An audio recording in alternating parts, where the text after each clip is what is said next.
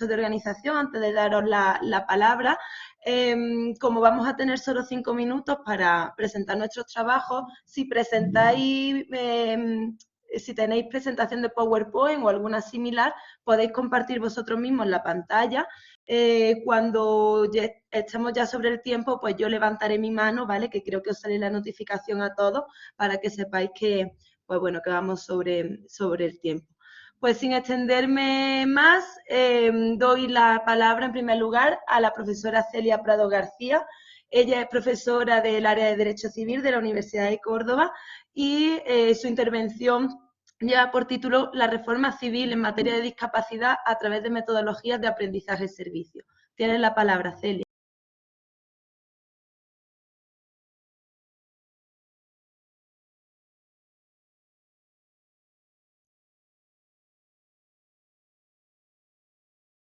El micrófono y el vídeo.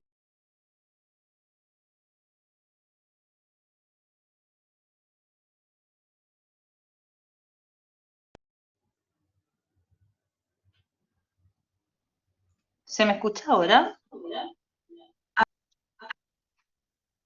Vale, he tenido que conectarlo desde el móvil, pero se acopla. ¿Ahora? Tendrás que cerrar el micro del otro. Tendrás que cerrar el micro del otro. Es que no me deja desactivarlo.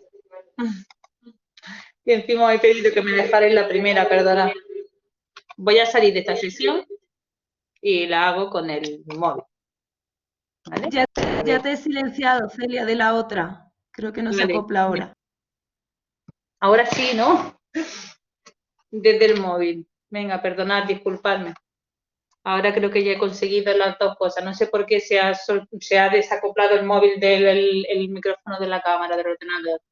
Bueno, pues mi intención era compartir una experiencia docente, aunque técnicamente está planificada y no ejecutada, una iniciativa en torno a la entrada en vigor de la Ley 8/2021, que, bueno, como todos sabemos, especialmente con el derecho civil de revés, ¿no? Deja al civilista clásico casi sin suelo, ¿no? En torno a la capacidad, y consideramos que era muy importante y necesario poner en marcha una experiencia docente en la que llevásemos a cabo ese cambio de mentalidad tan necesario que conlleva la norma.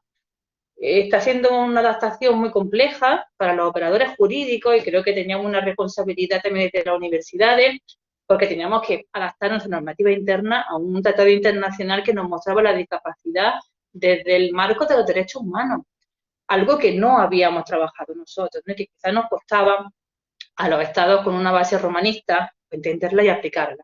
El proyecto perseguía en un principio la formación y sensibilización en torno a un modelo social de la discapacidad, entendida siempre como las restricciones personales que no están en el origen en la deficiencia, sino que es la propia sociedad la que pone las barreras y que al final lo que hacen es excluir, ¿no? Y discriminar a las personas con discapacidad. El proyecto se ha estructurado en torno a dos competencias básicas y articuladas en torno a tres metodologías de trabajo. El seminario, orientado a la sensibilización y formación, y sobre todo a desterrar los estereotipos asociados a la discapacidad. ¿Vale? Esa era la principal tarea que teníamos. Después un segundo bloque de seminarios también, pero quizás con una aplicación más práctica de los contenidos teóricos, y además este año tenemos la suerte de contar con Fiscalía, con la Escuela Judicial, con Abogacía, con el Servicio de Protección de Menores de la Junta de Andalucía. Tenemos una presencia muy amplia de los operadores jurídicos para trabajar con estudios de caso, sobre todo para ver las resistencias que se están encontrando en la práctica frente a la ley. Y la metodología que era más novedosa, sobre todo para mí, que nunca la había hecho, estoy encantada, que es lo que quería compartir, era incluir el aprendizaje-servicio. Es decir, combinar los procesos de aprendizaje con un servicio a la comunidad a través del proyecto. Y aquí los estudiantes no solo están trabajando la reforma en discapacidad, sino que intentan mejorar la sociedad. ¿Cómo? Pues estudiando la sentencia de modificación de la capacidad conforme al sistema anterior y explicando a esas personas con discapacidad cuáles son los cambios, cómo afectan a su persona esos cambios. Los seminarios comienzan a partir de la semana que viene. Tengo mucho interés, tengo pocos resultados que compartir. Ya en la próxima edición del Congreso espero poder compartirla. Y bueno, en principio se están mostrando muy colaboradores los alumnos en este proyecto, están muy implicados. Y ya no quiero extenderme más con el retraso. Muchas gracias por permitirme compartir esta breve pincelada del proyecto. Muchas gracias, Celia, muy interesante y mucho éxito en este proyecto, ya nos irás contando. Vale, pues le doy la palabra ahora al profesor Miguel Andrés Llamas. Él es investigador postdoctoral Margarita Sala en Derecho Administrativo en la Universidad de Salamanca y su trabajo se titula La lectura como herramienta de innovación educativa en los estudios jurídicos. Bien, pues muchas gracias lo primero a la organización por celebrar este foro y por la oportunidad de presentar esta comunicación. El título de la comunicación me parece provocador, ¿no? La lectura como herramienta de innovación educativa en los estudios jurídicos, pero mi objetivo es meramente compartir un análisis sobre cómo podemos mejorar el aprendizaje jurídico. Como punto de partida, considero que la lectura es, lógicamente, la principal herramienta de aprendizaje para las personas en cualquier etapa educativa y también en todas las ramas del saber, incluida, por supuesto, el derecho. En primer lugar, querría explorar cuánto se lee en los estudios jurídicos, principalmente en el momento del grado, ¿no? En la etapa de la antigua licenciatura. No existen estudios empíricos al respecto sobre cuánto y cómo se lee, por lo que me limitaré a hacer una breve aproximación intuitiva al problema. Antes del proceso de Bolonia, los contenidos de las asignaturas se limitaban, en la mayor parte de los casos, a los apuntes que el profesorado aportaba y que el alumnado anotaba, ¿no? En algunos casos, estos apuntes se complementaban con la consulta o el estudio de un manual de cada disciplina. Y en estos casos, que hay que decir no fueron mayoritarios, el alumnado debía leer al menos un libro, el manual de la asignatura, algo que debe considerarse positivo, aunque también debe tenerse en cuenta el inconveniente que supone ver una sola perspectiva por disciplina jurídica. Sin embargo, en las asignaturas en las que bastaban apuntes, que eran buena parte, la mayoría, era posible obtener una buena calificación sin necesidad de leer ningún texto o libro más allá de los apuntes que estaba comentando. La renovación metodológica que ha traído Bolonia ha supuesto aspectos muy positivos. En efecto, pues por ejemplo, se ha incrementado notablemente, y algo se ha hablado aquí, en buena medida la realización de prácticas, trabajos y otras actividades evaluables que implican la lectura de numerosos materiales jurídicos. La existencia de campus virtuales, hay que decir, que ha facilitado estas actividades, pero también ha supuesto algunos inconvenientes. Por ejemplo, en no pocos casos, el profesorado recurre al campus virtual para compartir sus diapositivas u otros materiales docentes que vienen a sustituir a los antiguos apuntes. Pero esto tiene el inconveniente de que ha reducido el uso de los manuales. Con todo, el factor diferencial de Bolonia es la implantación de los trabajos fin de grado que obligan a los alumnos a buscar, a consultar y a citar diversa bibliografía. Por tanto, los TFGs han incrementado el tiempo de lectura de los estudiantes, aunque concentrado en la etapa final de sus estudios. La renovación metodológica de Bolonia ha podido incrementar la diversidad de lecturas, pero también entiendo que ha supuesto un menor uso de los manuales. Y aunque ha supuesto Bolonia un incremento quizá no muy significativo del tiempo de lectura, considero que siempre es deseable aumentar este tiempo de lectura para mejorar la formación de cualquier jurista. Por eso planteo las siguientes propuestas a modo de conclusión. En primer lugar, creo que es necesario implementar la lectura desde el principio de los estudios, frente a aquellos que dicen que los alumnos al principio no tienen las herramientas de comprensión suficiente. En segundo lugar, creo que es necesario defender los manuales de las distintas disciplinas, que son libros especialmente útiles y que debemos reivindicar. En tercer lugar, creo que debemos potenciar la lectura de doctrina y jurisprudencia y en ese sentido la elaboración de supuestos prácticos es una buena oportunidad para que el alumnado consulte artículos que puedan considerarse de interés. En cuarto lugar y último, me gustaría recomendar la organización de clubes de lectura. Los clubes de lectura son herramientas idóneas para que los aprendices de jurista puedan incorporar lecturas no solo jurídicas, sino también no jurídicas, pertenecientes a todo tipo de géneros. Y, bueno, en algunos casos hay que decir que ya existen clubes de lectura que operan como proyectos de innovación docente. Para finalizar, el principal problema que plantea la necesidad de incrementar la lectura es su incidencia en las modalidades de evaluación, por lo que creo que debemos seguir reflexionando y, por supuesto, participando en excelentes foros como el presente. Así que muchísimas gracias. Muchas gracias, Miguel Ángel, por abordar con propuestas también un tema que yo creo que nos preocupa a todos, que es el tema de la lectura de nuestros estudiantes. Muy interesante.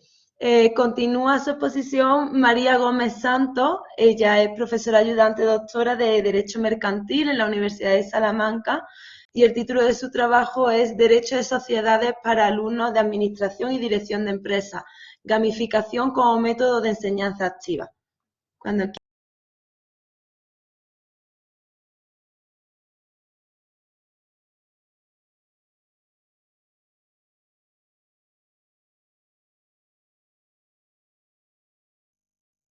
¿Estás por ahí, María? Creo que sí, ¿no? Te he visto que has vuelto a entrar.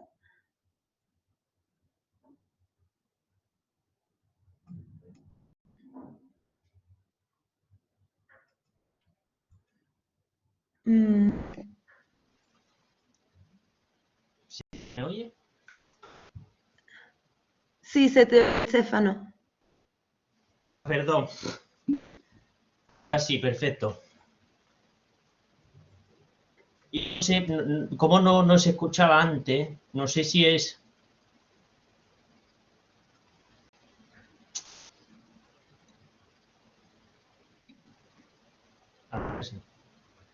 ¿Me escucháis? Sí, Bueno, vamos a continuar, ¿vale? Mientras resolvemos el problema de María, vamos a continuar con la comunicación que va a presentar el profesor Rubén López Picó. Este trabajo lo presenta junto con otros colegas del Departamento de Derecho Procesal y Eclesiástico del Estado de la Universidad de Granada. El título es Una experiencia de aprendizaje activo basada en el taller de Moodle. Vale, buenas tardes, ¿me escucháis? ¿Sí? Sí, fenomenal. Perfecto.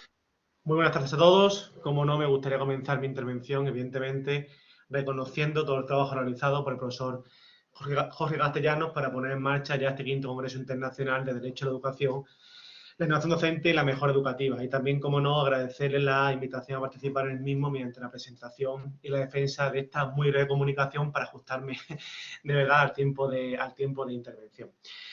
Como decía, efectivamente, la profesora Cárdenas, pues es una comunicación que lleva por título una experiencia de aprendizaje activo basado en el taller de Moodle, que se presenta o que es presentada por mí, pero que realmente es el fruto de trabajo conjunto realizado por un grupo de profesores del Departamento de Derecho Procesal de esta Universidad de Granada, que también integran o forman parte del mismo proyecto de innovación docente y que compartimos una misma visión o ideario en torno a cómo debe ser impartida esta asignatura. Entendemos de verdad, de todo corazón, estamos convencidos que el derecho procesal es una disciplina, una rama del derecho que requiere de una metodología teórico-práctica en exclusiva. Entendemos que efectivamente la teoría previa es obligatoria porque sin ella luego la práctica no tendría sentido, pero también consideramos y entendemos que sin la práctica procesal, pues toda la teoría inicial, pues al final con el paso del tiempo se queda un poco en la nada, ¿no?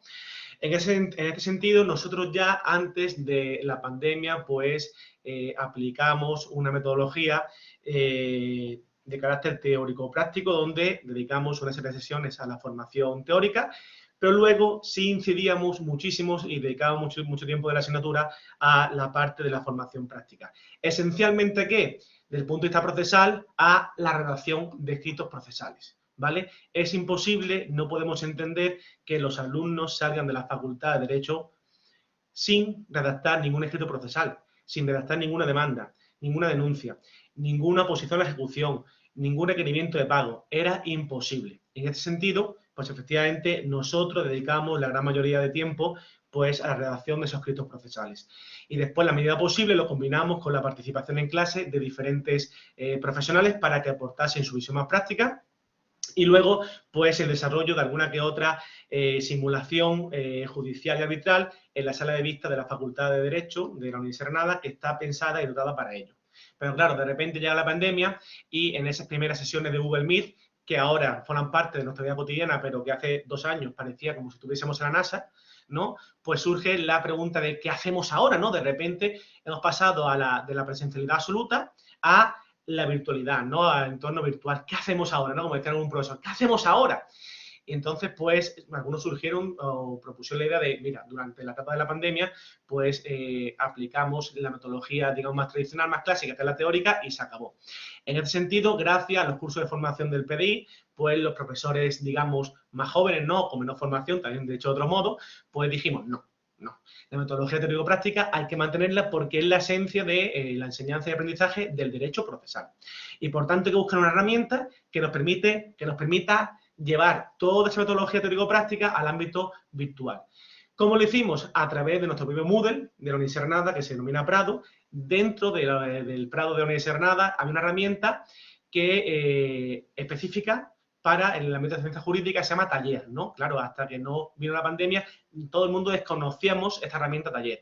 Esa herramienta Taller no solo nos permite compartir documentos con los alumnos, como lo podremos hacer con un correo electrónico simple, sino la creación desde cero o de forma completa o parcial de diferentes escritos procesales a modo de formulario. Y además, sobre todo, de la creación de lo que se conocen como las rúbricas, que es el método o el sistema para poder corregir todos esos escritos procesales a través de Internet. De este modo, durante la etapa de la pandemia, la etapa más dura, aquella en la que veíamos simplemente emoticonos en pantalla en vez de nuestros alumnos, pues conseguimos sobrevivir y, por tanto, mantuvimos esa metodología de carácter teórico-práctica. Este curso académico 21-22, ya vuelta a la presencialidad absoluta, pues claro, ¿qué hacemos ahora con la herramienta Taller, no? Pues mantenerla, evidentemente, lo bueno de la pandemia o lo que hemos sacado, lo positivo de la pandemia, mantenerlo durante la etapa más ahora presencial. Al mantener o introducir el uso de esta herramienta en nuestra metodología teórico-práctica, nos permite mejorar esta metodología y, sobre todo, hacerla más eficiente y más eficaz. ¿Por qué? Porque nos permite reducir los plazos de corrección y, como consecuencia de la reducción de los plazos de corrección, tenemos una mayor cantidad de tiempo para dedicarla a la práctica. Que al final realmente los alumnos, cuando son conscientes de que los conceptos teóricos vistos en clase después de una aplicación práctica, pues es lo que demandan, ¿no? Y de este modo realmente conseguimos dotar de forma real a los alumnos de todas aquellas herramientas que luego le van a facilitar su incorporación al mercado laboral, que es el objetivo esencial. Más o menos, creo que me ha ajustado el tiempo de intervención, no quiero agotarlo también para dejar paso a otros compañeros, de modo que ya simplemente finalizo tal y como empecé. Reconociendo nuevamente al profesor Jorge Castellanos, pues la puesta en marcha de este 5º congreso. Jorge, ya te digo que esperamos la 6ª, ¿vale? Ya, esto es ya habitual todos los años. Y por otra parte, como no, por supuesto, pues el agradecimiento de haber podido participar en este congreso mediante la presentación de esta comunicación, aunque sea de forma online. Muchas gracias. Un saludo. Muchas gracias, Rubén. Totalmente de acuerdo que la pandemia nos ha descubierto las virtudes y las maravillas de Moodle, que eran desconocidas para muchos de nosotros. Bueno, ahora sí, María, tienes la palabra. Muchísimas gracias, Alicia, y disculpadme por la interrupción de antes, no sé qué hice, que no tenía habilitado ni la cámara ni el micro, pero bueno, son unas cosas a las que, como estáis diciendo, nos hemos tenido que acostumbrar estas últimas épocas y bueno, no es otra cosa que adaptarse. Precisamente la adaptación creo que es algo necesario en el sistema educativo de la Universidad Española, concretamente de la pública, y por eso tenemos que adaptarnos, porque muchas veces los contenidos que damos en clase, en mi caso, Derecho Mercantil, cuesta ser asimilados por los alumnos. Y en el concreto supuesto del cual yo voy a hablar, fue una experiencia que tuve cuando trabajaba como predoc y como postdoc en la Universidad de Valencia.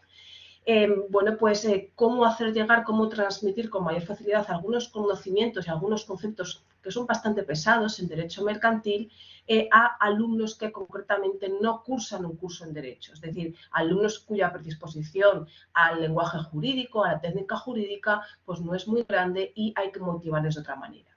De ahí que, bueno, esta comunicación que voy a presentar se titula Derecho de Sociedades para alumnos de ADE, gamificación como método de enseñanza activa. Efectivamente, hay que adaptarse, hay que hacer más fácil y más asimilable los conocimientos, porque muchas veces realmente no son tan complejos, sino que se complican por la metodología empleada en la docencia. Entonces, yo, por ejemplo, esto lo noté al dar clase a alumnos de 4º o 5º de carrera, del doble grado de ADE y Derecho, de ADE y de Turismo. Entonces, notaba que muchas veces no se percataban no tenían demasiado interés en la asignatura, porque sinceramente creo que no tenían los instrumentos para entenderla. Entonces, creí conveniente y lo propuse en clase. Creo que eso es otra de las cosas que tenemos que tener en cuenta los docentes, que a la hora de implementar nuevas metodologías que se separan de las habituales, conectemos con nuestros alumnos al comienzo de la clase, les pongamos esa opción encima de la mesa para que ellos valoren también si desean participar en la misma. Porque hay veces que quizás creemos que los alumnos tienen más interés o que tienen más nivel de participación, pero coincide que chocamos con un grupo quizás más pasivo. Entonces yo creo que siempre hay que proponerlo antes y palpar un poco cómo es ese grupo para ver si puede tener una buena implementación. El objetivo de la actividad no es otro en la que lleve a cabo a través de la gamificación que contemplen y que entiendan los conceptos básicos del derecho de sociedades desde el estudio de dos instituciones como es la Junta General de Accionistas y los consejos de administración. Son las dos instituciones básicas de funcionamiento de cualquier mercantil. Entonces, el juego consistía en llevar a cabo una simulación de cada una de estas dos tipos de reuniones básicos en el funcionamiento de cualquier mercantil y asignar roles previamente para que cada uno pues, llevara a cabo su intervención. La asignación de roles también creo que es importante y debe ser una pieza clave en la que el docente debe intervenir, porque seguro que todos habéis notado también que hay cierta tendencia a que chicos se junten con chicos y que las chicas se vayan con las chicas. También quizás en grupos mixtos, como en el caso que yo daba, que eran grupos que pertenecían a distintos grados, pues tendrían a no mezclarse entre ellos. Pues creo en ese sentido que tiene que haber una intervención por parte del docente y promover que haya bueno, pues un equilibrio en la composición de los grupos, sobre todo en cuanto al género. ¿Por qué? Porque muchas veces vemos que cuando hay grupos de 5 o 6 personas y predominan hombres, pues los hombres normalmente tienen mayor poder y tienen mayor proactividad, pero incluso cuando en aquellos grupos en los que hay más chicas que chicos, te das cuenta de que el chico es normalmente el que toma la palabra. Entonces, en eso, por ejemplo, sí que me gusta tener siempre en cuenta que hay una composición equilibrada entre hombres y mujeres y, sobre todo, también fomentar la participación de las chicas, porque muchas veces pues, no participan todo lo que podrían participar. En cuanto a la preparación de la actividad, me gusta hacerlo en horas de clase, dejando simplemente pequeñas tareas para que los alumnos se formen a mayores en casa. Normalmente están muy cansados con un montón de trabajos que tienen de otras asignaturas y no es bueno forzarles a que empleen más tiempo, porque una herramienta que debería ser de gamificación más lúdica se puede convertir en una verdadera carga.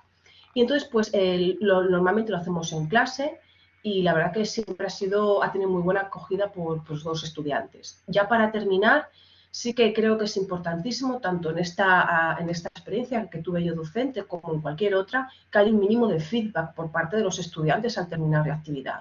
Por eso también, si que alguien se lo puede facilitar, elaboré un pequeño cuestionario para que valoraran la actividad, si habían conseguido los objetivos. Y desde luego yo tengo que decir que desde mi punto de vista como docente y desde mi experiencia, pues es cierto que luego en el examen se refleja ese mayor conocimiento y esa mayor profundidad sobre los conocimientos y conceptos adquiridos. Nada, muchísimas gracias y vais por el 5º congreso. Estoy segura de que habrá un 6º, un 7º y a 1000 llegamos, si se puede. Muchísimas gracias, Alicia, y gracias a Jorge por la invitación. Muchísimas gracias, María, por compartir esta experiencia y hacerlo también desde el cómo, ¿no? Que muchas veces es donde más dudas nos surgen. Bueno, pues ahora tiene la palabra el profesor Stefano Bini. Él es profesor de Derecho del Trabajo y de la Seguridad Social en la Universidad de Córdoba y el título de su comunicación es Instagram como instrumento didáctico para el aprendizaje del derecho del trabajo en transformación, estudio de caso.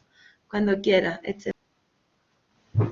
Alicia, muchas gracias y buenas tardes. Es un auténtico placer para mí poder tomar la palabra en este congreso internacional. Y quiero empezar mi muy breve introducción con algunas palabras de agradecimiento sincero, sentido al profesor Jorge Castellanos, al profesor Ciro Bilione, la profesora María Dolores Montero, por la maravillosa oportunidad que me brindan permitiéndome de presentar un pequeño trabajo, digamos, de investigación que pueda resultar de interés. Muy brevemente, en la comunicación que he propuesto intento desarrollar un razonamiento sobre un perfil muy específico de redes sociales y de la utilización de las redes sociales para el aprendizaje del derecho y del derecho de trabajo en particular. Dedico especial atención a Instagram como digamos, en alguna manera el instrumento emblemático de una tendencia general,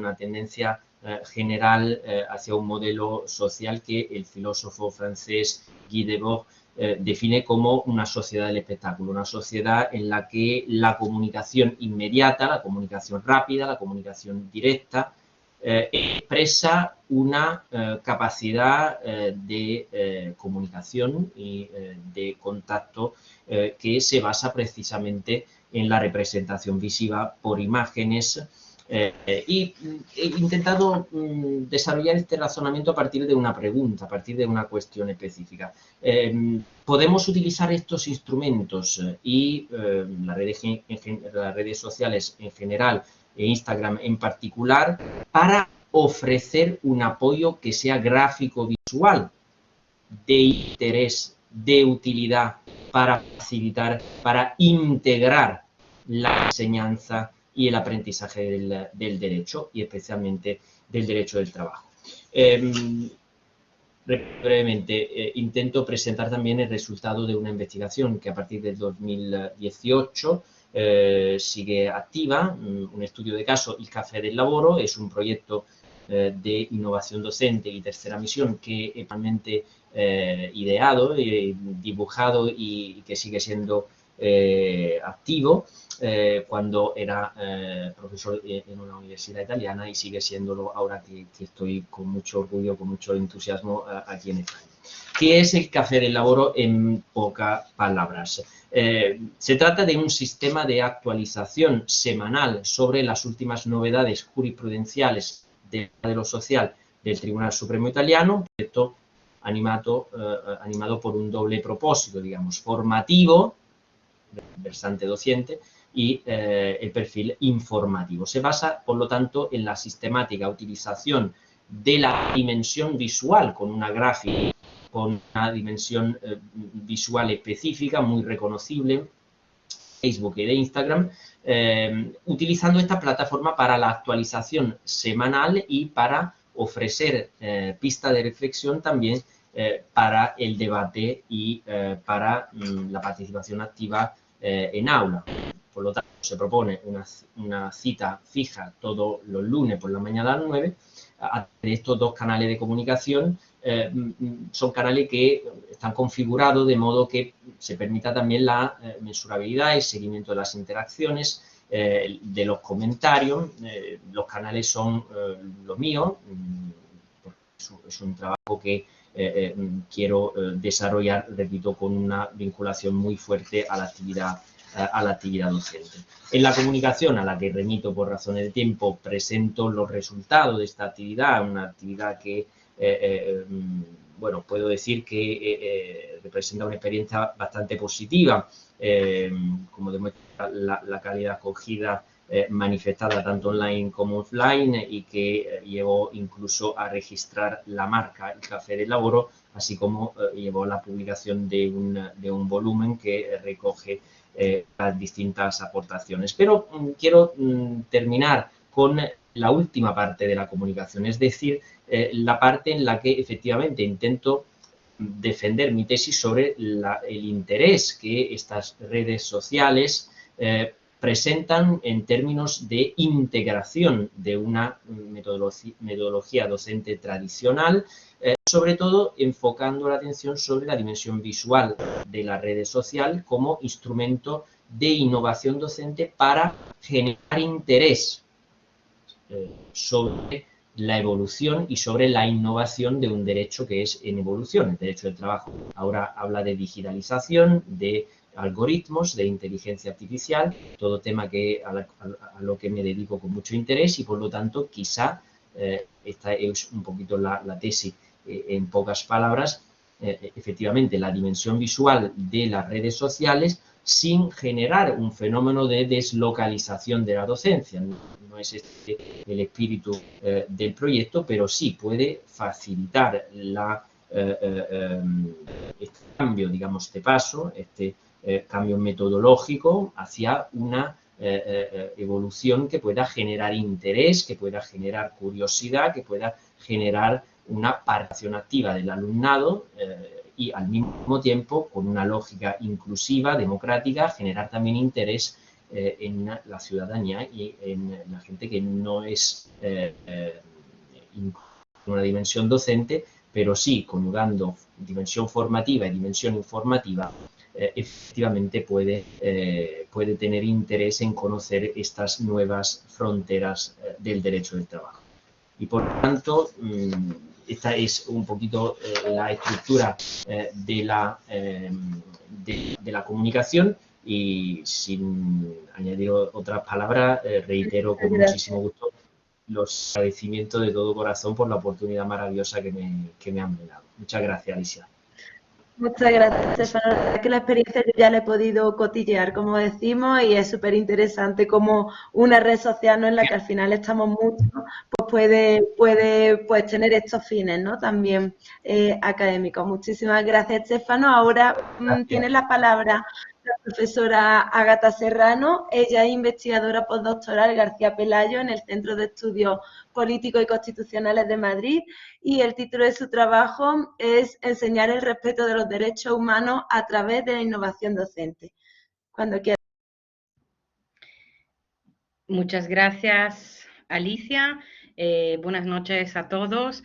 Agradezco a los organizadores de este congreso por haber seleccionado mi comunicación y les doy mi enhorabuena por el éxito del congreso, ya que está resultando realmente enriquecedor. Esta comunicación presenta un ejercicio de innovación docente realizado en 2018 en las aulas universitarias de la Facultad de Derecho de la Universidad Católica Santo Toribio de Mogrovejo, en Perú, cuyo fin principal fue enseñar el respeto de los derechos humanos a través de la innovación docente. Más en concreto, el ejercicio se ha basado en la metodología de la pedagogía de la memoria, asociada a las técnicas del roleplay, el juego de roles, y de la entrevista cualitativa en profundidad, y se ha articulado en dos actividades recogidas en las guías docentes de la asignatura de Derecho Internacional Público que impartí en dicha universidad peruana entre 2015 y 2018. La pedagogía de la memoria, según Herrera y Merchán, nos permite dar cuenta a través de las narrativas de realidades, identificar procesos que admiten abrir la puerta del dolor en el presente con miras a reconfigurar el futuro. En realidad, digamos, reconstituye una memoria crítica que, para que se configure el futuro, ya no desde un dolor impotente, sino uno proyectivo hacia la reparación integral. Nuestro objetivo, por tanto, ha sido brindar a los estudiantes, los y las estudiantes, la posibilidad de conocer la historia del conflicto armado interno, fenómeno de la historia peruana reciente, raramente estudiado en la escuela y en la universidad, desde un punto de vista a menudo silenciado, el de las víctimas, a fin de concienciar a los y las estudiantes, sanar las heridas abiertas y reconfigurar un futuro con memoria. La primera actividad consistió en el estudio de algunas sentencias de la Corte Interamericana de Derechos Humanos relativas al conflicto armado interno mediante el juego de roles. Dicha técnica ha llevado a los estudiantes y las estudiantes a encarnar de forma amena diferentes roles inherentes a su futura profesión, imputados, abogados de las partes, magistrados, entre otros, e implicarse mayormente en el estudio de la asignatura. Posteriormente, a través de una entrevista cualitativa, se dio a conocer a los y las estudiantes la experiencia de una familiar de una víctima de la desaparición forzada. Gracias a la entrevista, los y las estudiantes pudieron identificarse con la entrevistada, escuchar su testimonio y asimilar los valores de la verdad, la memoria y la justicia. La interacción directa con una de las protagonistas del conflicto permitió a los y a las estudiantes vivir una experiencia real e implicarse cognitiva y emotivamente en el respeto de los derechos humanos. Como retroalimentación del ejercicio, los y las estudiantes escribieron cartas de agradecimiento a la entrevistada que fueron analizadas con el software para el análisis cualitativo Atlas-T. Desde el análisis de dichas cartas se destaca que ante las violaciones de los derechos humanos relatadas por la entrevistada, que eran hechos reales, los estudiantes de Derecho se quedaron incrédulos por lo sucedido, puesto que tales vulneraciones chocaron por completo con el respeto de los derechos fundamentales que un Estado de Derecho debería garantizar, que es la teoría estudiada en su carrera. Asimismo, el mensaje pacífico, sereno, esperanzador de la entrevistada ha despertado en ellos y en ellas emociones positivas como la empatía, la motivación, el compromiso, reafirmando los valores aprendidos en las aulas y en los que creían como persona, por ejemplo, la importancia de la familia, el conseguimiento de la justicia. En consecuencia, el ejercicio en aula les ha brindado al menos dos tipos de enseñanza. En primer lugar, les ha enseñado cómo afrontar las adversidades de la vida con resiliencia, gracias al ejemplo de lucha, perseverancia, fuerza, valentía de la entrevistada. En segundo lugar, les ha hecho reflexionar sobre qué tipo de profesionales del derecho quieren ser, llevándolos y llevándolas a posicionarse, eligiendo finalmente el camino de la obtención de la justicia y respeto de los derechos humanos. Asimismo, la entrevista ha contribuido a crear en el aula un espacio de microreconciliación, en palabras de Lederach, donde las verdades individuales se han elaborado para crear una micromemoria colectiva que puede contribuir a sanar las heridas presentes en la sociedad y ser ejemplo para las nuevas generaciones.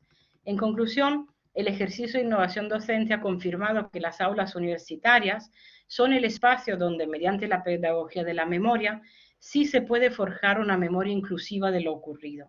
Sin embargo, una memoria inclusiva no puede prescindir de las víctimas y de sus familiares, cuyos testimonios no se deberían volver a silenciar a fin de que la violencia no se vuelva a repetir y se curen las heridas vivas de la sociedad, contribuyendo a la formación de los jóvenes en los valores democráticos del Estado de Derecho y en el respeto de los derechos humanos. Muchas gracias. Muchísimas gracias, Ágata, por esta experiencia tan chula. Me quedaría conversando contigo al respecto durante mucho rato. Pero bueno, vamos a dar paso ahora a la última comunicación del Congreso.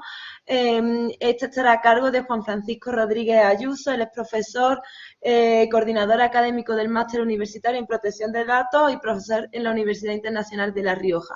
Su intervención se titula Salvaguarda por los organismos públicos de los derechos digitales como medio de impulso para la innovación docente y la mejora educativa. Retos y oportunidades. Hola Alicia, ¿qué tal? Buenas tardes. ¿Podéis escucharme correctamente y ver la pantalla? Vemos las diapositivas. Vale, disculpad, porque es que he tenido problemas técnicos y he tenido que cambiar de ordenador y por tanto no puedo utilizar la cámara, ya lo siento.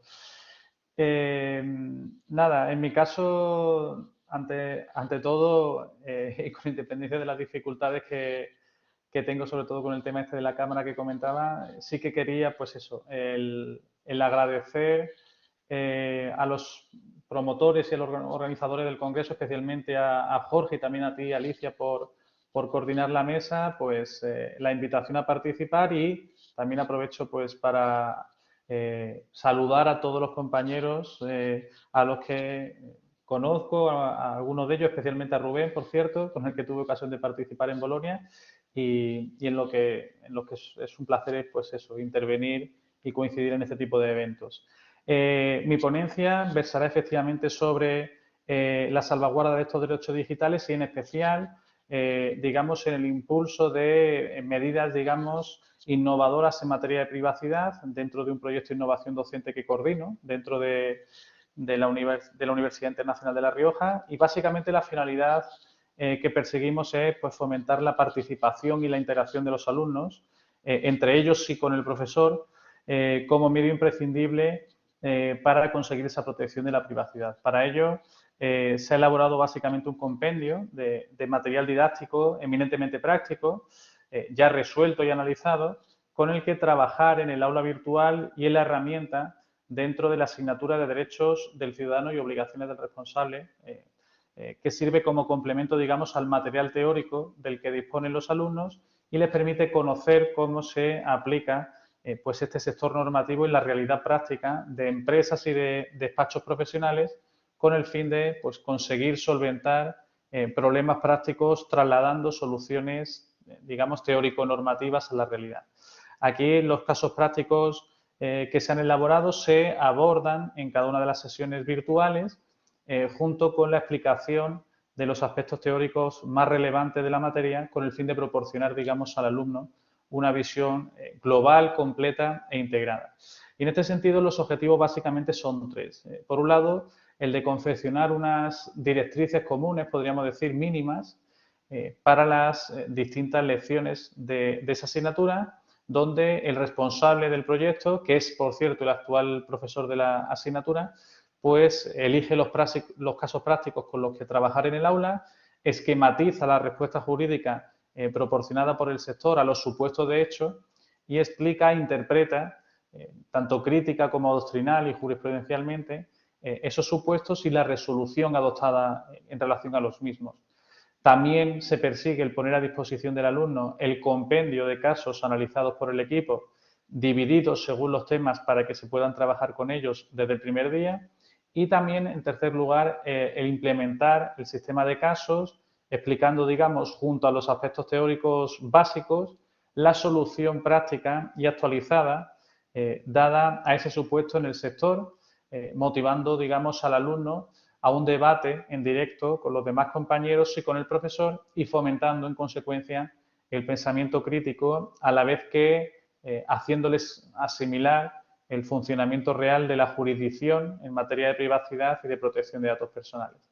Y para ello, básicamente, se configuran una serie de cometidos esenciales que están relacionados con esa búsqueda de supuestos prácticos mediante todos los recursos materiales de la universidad, como material bibliográfico, bases de datos jurisprudenciales, etcétera, y junto con el análisis de fuentes externas relevantes al caso, también se procede al estudio y a la sistematización por parte de cada miembro del equipo del supuesto de hecho y de los problemas jurídicos que relacionados con esa privacidad y protección de datos aparecen en él.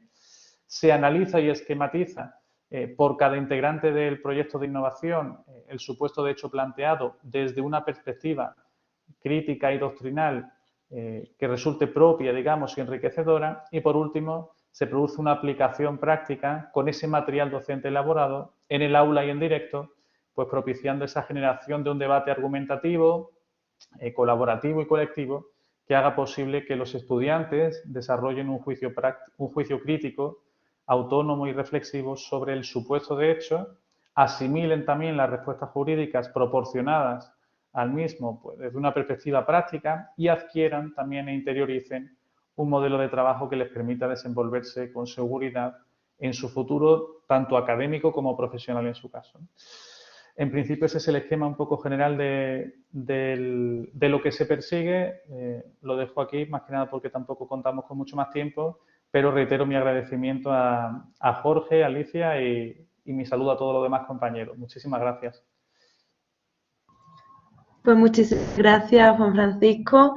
Creo que damos ya por finalizada la mesa de comunicaciones online, así que Jorge, te devuelvo la palabra.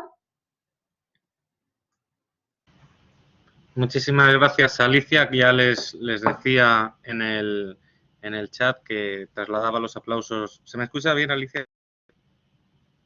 ¿Se me escucha? Sí, perfecto. Estupendo. Que trasladaba los aplausos de los compañeros aquí en la sala, que estoicamente están aguantando hasta casi las 8:30 del Congreso Maratoniano en estos 2 días. Agradecer a los comunicantes online la paciencia también y haber podido contribuir a este congreso. Todo el congreso se ha grabado íntegramente, será subido a YouTube y aunque yo no soy objetivo en este sentido, creo que es el mejor congreso de los 5. Ha habido un nivel, de las 5 ediciones, ha habido un nivel muy alto, ha habido paneles muy interesantes. Ahora escuchando al compañero Rodríguez Ayuso, comentaba cuestiones del ámbito digital. Esta tarde hemos tenido un panel con Lorenzo Cotino y Ricard Martínez, 2 primeros espadas en el tema, además abordando la cuestión de inteligencia artificial, protección de datos desde el punto de vista docente. Hemos tenido reflexiones sobre precisamente ese pensamiento crítico y todo lo que debemos abordar a lo largo de nuestra labor docente y espolear también esos resortes intelectuales y emocionales de los alumnos para que no sean simplemente habitantes de las aulas, sino que realmente sean universitarios en la máxima expresión de la palabra. Desde luego, si tienen ocasión de ver los vídeos, yo creo que van a disfrutar. Aquí hemos participado desde el debate, los compañeros también entusiastas de la innovación docente. Ha habido un debate muy rico, ha habido excelentes exposiciones de magníficos oradores, de magníficos profesores que aportaban su visión sobre la innovación docente. Ya les digo que no soy objetivo, pero creo que no ando desencaminado si digo que el congreso ha sido muy interesante. Rubén, por desgracia, creo que ahora no se encuentra, pero bueno, espero que lo pueda ver en la grabación. Ya a partir de mañana seguramente abordemos con toda la ilusión del mundo la preparación de la próxima edición, y Rubén me consta que está interesado y que es un magnífico profesor también, que probablemente establecemos también, es una manera de establecer nexos entre compañeros. Ya con Francisco también hemos trabajado, vamos a trabajar juntos, y al resto de compañeros también de una u otra manera. Les emplazo a próximas ediciones o a compartir experiencias más adelante sobre cualquier ámbito. Y mis últimas palabras van para agradecimiento a todos los compañeros, en este caso que han participado, que han asistido, por supuesto, a los comunicantes, a los ponentes, a los asistentes y a los compañeros que me acompañan en este proyecto de innovación educativa sobre la implementación de habilidades comunicativas en la docencia del derecho constitucional, al profesor Lorenzo Cotino, al profesor Ricard Martínez, al profesor Diego González Cadenas, a la profesora María Dolores Montero, a la profesora Ainhoa Lasa López y, por supuesto, a la profesora Alicia Cárdenas, que incluso desde la distancia ha participado también como la que más en este congreso, moderando estas comunicaciones online. Le agradezco especialmente que incluso en esa instancia internacional que está realizando de investigación en México haya participado, y se lo agradezco especialmente también por el esfuerzo. No me queda ya más decir que agradecer, por supuesto, estas dos sesiones a todos los compañeros que han participado, a todos los comunicantes ahora que han aguantado hasta el final, y emplazarles, ya les digo, próximas ediciones. Mi más sincero agradecimiento y felicitación a todos ellos, y damos por concluido, por tanto, la quinta edición del Congreso Internacional de Derecho a la Educación, Innovación Educativa y Mejora Docente. Muchísimas gracias a todos.